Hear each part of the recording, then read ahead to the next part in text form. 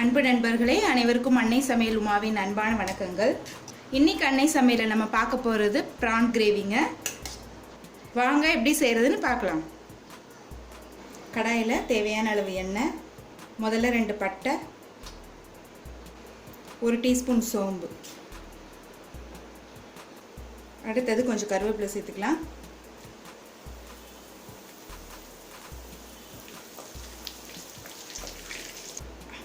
அடுத்தது பொடியாக நறுக்குன 2 பெரிய வெங்காயம் சேர்த்துக்கலாம்.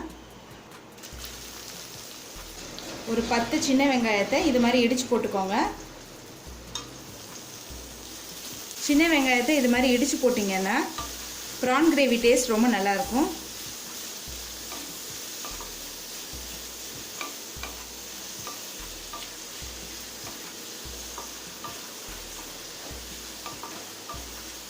வெங்காயத்தை நல்லா வதக்கலாங்க. அடுத்தது 2 டீஸ்பூன் இஞ்சி பூண்டு விழுது சேர்த்துக்கலாம்.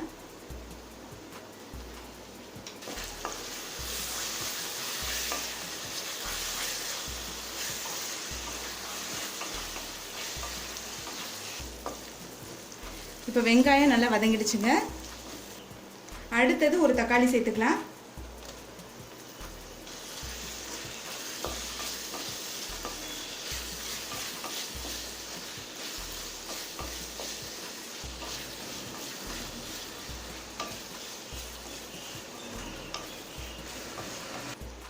தேவையான அளவு உப்பு.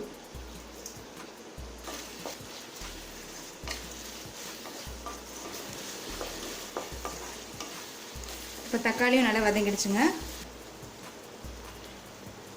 அடுத்தது கொஞ்சம் மஞ்சள் தூள், 2 டீஸ்பூன் மிளகாய் தூள், 1 டீஸ்பூன் தனியாத்தூள், 1 டீஸ்பூன் கரம் மசாலா. இப்போ எல்லாத்தையும் சேர்த்து 1 நிமிஷம் வரைக்கும் நல்லா வதக்கிக்கலாம். கரம் மசாலா போடுறது ஆப்ஷனல் தாங்க, விருப்பப்பட்டால் சேர்த்துக்கலாம், இல்லைன்னா வேண்டாம்.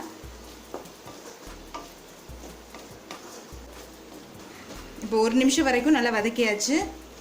அடுத்தது 1/2 கப் தண்ணி சேர்த்துக்கலாம்.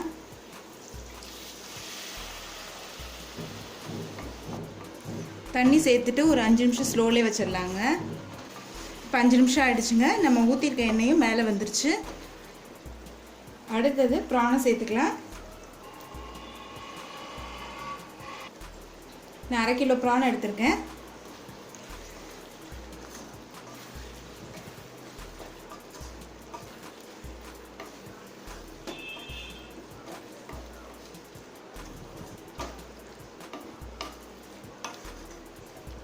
நல்லா மிக்ஸ் பண்ணி விட்டுருங்க.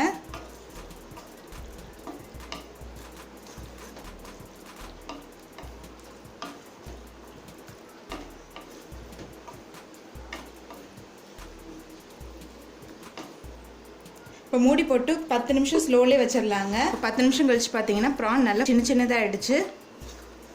இது பெரிய ப்ரானாக இருக்கிறனால 10 நிமிஷம், சின்ன ப்ரானாக இருந்ததுன்னா 5 நிமிஷம் போதும். அதுக்கு மேலே ப்ரானை குக் பண்ணிங்கன்னா ரப்பர் மாதிரி ஆகிடும்.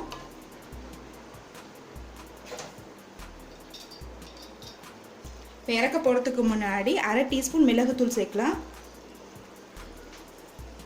மிளகுத்தூள் சேர்க்குறது ஆப்ஷன் தான், விருப்பப்பட்டால் சேர்த்துக்கலாம், இல்லைன்னா வேண்டாம்.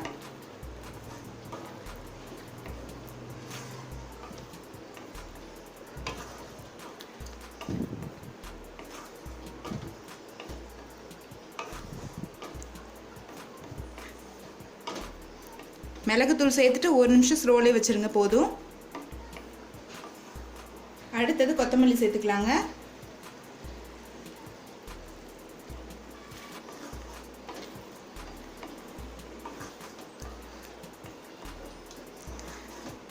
இப்போ ப்ரான் கிரேவியை சர்வ் பண்ணிடலாங்க. சுவையான ப்ரான் கிரேவி ரெடி ஆகிடுச்சுங்க. ரெசிபியை ட்ரை பண்ணி பாருங்கள், கண்டிப்பாக உங்களுக்கே பிடிக்கும். ரெசிபி பிடிச்சிருந்ததுன்னா வீடியோவை லைக் பண்ணுங்கள், கமெண்ட் பண்ணுங்கள், ஷேர் பண்ணுங்கள். இது வரைக்கும் அன்னை சமையல் சேனலை சப்ஸ்கிரைப் பண்ணலன்னா சப்ஸ்கிரைப் பண்ணுங்கள். தேங்க்யூ.